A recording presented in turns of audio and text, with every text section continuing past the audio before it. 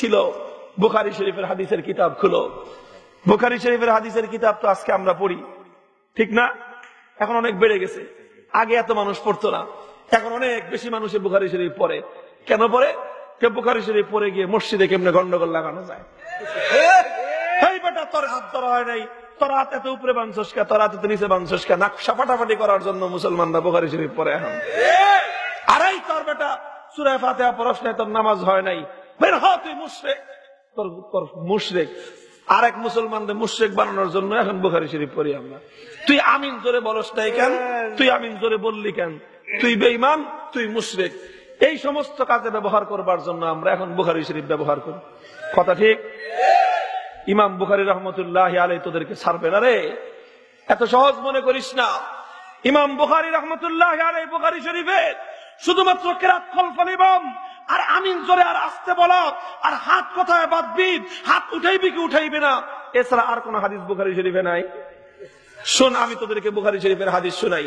কিতাবুল Maghazi উল্টা দ্বিতীয় খণ্ডে আল্লাহর পয়গম্বরের জিহাদ তিনি কিভাবে করেছিলেন, 9 বছরে 100টা জিহাদ আল্লাহর পয়গম্বর পরিচালনা করেছেন। 150 পৃষ্ঠার বিশাল অধ্যায় ইমাম বুখারী রচনা করেছে। সেগুলো তো পড়বার সময় নাই। কিতাবুল মাগাজিতে আল্লাহর পয়গম্বরের সাহাবী হারাম ইবনে মিলহান রাদিয়াল্লাহু তাআলা আনহুর ইতিহাস রচিত হয়ে আছে। আল্লাহর পয়গম্বর তাকে বললেন, হারাম ইবনে মিলহান, তোকে এক বিপদ সংকুল অভিযানে আমি প্রেরণ করব, জীবনের ঝুঁকি আছে, যাবি তো? হারাম ইবনে মিলহান বলে, লাব্বাইকা ইয়া রাসূলুল্লাহ, হুজুর আপনার হুকুম পালন করবার জন্য হাসি মুখে জীবন দিতে আপনার সাহাবীর কোনো কুণ্ঠা হবে না, বলেন কি করতে হবে? নবীজি বললেন, যা, একটা চিঠি দিলাম, চিঠিটা নিয়ে যাবি, আল্লাহর দ্বীনের দাওয়াত আছে, এই চিঠি নিয়ে যেতে হবে। আমির ইবনে তুফাইল এক দুরাচার অত্যাচারী এক শাসকের কাছে, নেতার কাছে যেতে হবে, তোর জীবনের ঝুঁকি আছে, তোকে মেরে ফেলতে পারে। মুহতারাম হাজিরিন, আল্লাহর পয়গম্বরের সাহাবী হারাম ইবনে মিলহান রাদিয়াল্লাহু তাআলা আনহু চিঠি নিয়ে চলে গেলেন আমির ইবনে তুফাইলের কাছে। নবীর চিঠি মাত্র হস্তান্তর করলেন, দুরাচার অত্যাচারী সন্ত্রাসী ষড়যন্ত্রকারী চোখের আঙ্গুলে ইশারা করে দিল এক গুপ্ত ঘাতককে যে পিছন দিক থেকে করে মেরে দে। সঙ্গে সঙ্গে এক গুপ্ত ঘাতক এসে বিষাক্ত ধারালো বিশাল এক খঞ্জর দিয়ে আল্লাহর পয়গম্বরের সাহাবীর পিঠের পিছন দিয়ে সজোরে আঘাত করলো। বিষাক্ত খঞ্জরের আঘাতে পিঠ দিয়ে খঞ্জর বিদ্ধ হয়ে কলিজাটা এফর ওফর করে বুক বিদীর্ণ করে খঞ্জর তার সামনে দিয়ে বের হয়ে গেল।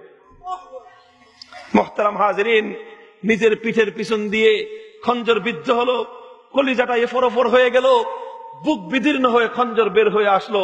মাগো বাবাগো বলে চিৎকার করেন নাই, মাগো বাবাগো গেছিগো গেছিগো বলে চিৎকার করেন নাই। কি করেছেন? রক্ত দেখে মাথা চক্কর দিয়ে বেহুশ হয়ে পড়ে গেছেন, তা হয় নাই, বরং সেই নিজের বুকের তাজা রক্ত খোদার জমিনে পড়বার আগে আল্লাহর নবীর সাহাবী 2 হাতের অঞ্জলি পেতে নিজের বুকের রক্ত নিজের হাতে তুলে নিয়েছেন। নিজের হাতে তুলে নিয়ে নিজের চেহারায় মেখে দিয়েছেন। নিজের চেহারায় মেখে দিয়ে বিশ্ব ইতিহাসকে সাক্ষী রেখে বলেছেন, ফুস্তু ওয়া রাব্বিল কাবা, ফুস্তু ওয়া রাব্বিল কাবা। আল্লাহর কসম খেয়ে বলি, কাবার রব, বাইতুল্লাহর রব, আমার রবের শপথ করে বলি, হে দুনিয়ার ভীরু কাপুরুষের দল, আমার কাছ থেকে শুনে রাখ, আমার জিন্দেগি কামিয়াব হয়ে গেছে। আমি যে উদ্দেশ্য নিয়ে দুনিয়াতে আগমন করেছিলাম, আমার উদ্দেশ্য সাকসেসফুল হয়ে গেছে। আমি সত্যের জন্য জীবন দিলাম, আল্লাহর পয়গম্বরের জন্য জীবন দিলাম, খোদার জমিনে খোদার দ্বীনের চাঙ্গা সমুন্নত করবার জন্য আমি জীবন দিলাম। আমার জীবনের নাম ধন্য জীবন, আমার জীবনের নাম সফল জীবন। আরে ভয় নাই, ওরে ভয় নাই, নিঃশেষে প্রাণ যে করিবে দান, ক্ষয় নাই তার পরে ক্ষয় নাই। বাঁধিছে দামামা বাঁধরে আমামা, শির উঁচু করে মুসলমান, নয়া জামানার দাওয়াত এসেছে, ভাঙ্গা কেল্লায় ওরে নিশান। জাতীয় কবি কাজী নজরুল সাথী জাতীয় কবি বানায় আর তার নামে ডুগডুগি বাজাও না। জাতীয় কবি নজরুল ইসলাম ডুগডুগি বাজানোর গান গাইছে সমস্ত ভীরু কাপুরুষের দল। জাতীয় কবি কাজী নজরুলের প্রত্যেকটা কবিতার মধ্য থেকে ইমানি চেতনার অগ্নি স্ফুলিঙ্গ ঝরে ঝরে পড়ে শিক্ষা দিয়েছেন, মুসলিম শির দেগা নাহি দেগা আমামা।